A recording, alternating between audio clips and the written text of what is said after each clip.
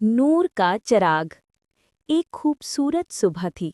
परिंदे चहचहा रहे थे और सूरज अपनी नर्म किरणें बिखेर रहा था।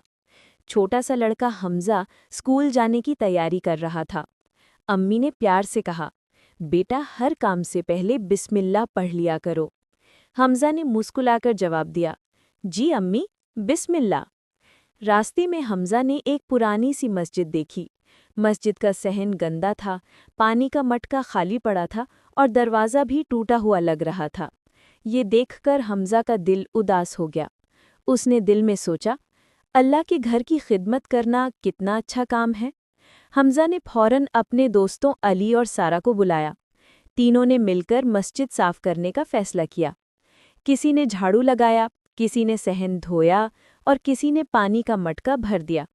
थोड़ी ही देर में मस्जिद चमकने लगी। फिर तीनों ने हाथ उठाकर दुआ की, या अल्लाह, हमारी ये छोटी सी कोशिश कबूल फरमा ले, आमीन।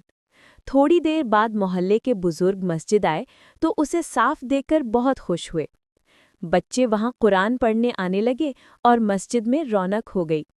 इमाम साहब ने बच्चों को दुआ देते हुए कहा, अल्लाह तुम सबको अपना नूर अता फरमाए। हमजा के दिल में खुशी भर गई। उसे यूं लगा जैसे उसके अंदर वाकई एक नूर का चिराग जल उठा हो।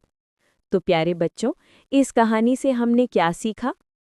हमने सीखा कि अल्लाह के घर की खिदमत करना कितनी बड़ी नेकी है। छोटे बच्चे भी अच्छे काम कर सकते हैं और मिलजुल कर काम करने से बरकत होती है। अल्लाह नेक नियत बंदों के अमल को कबूल फरमा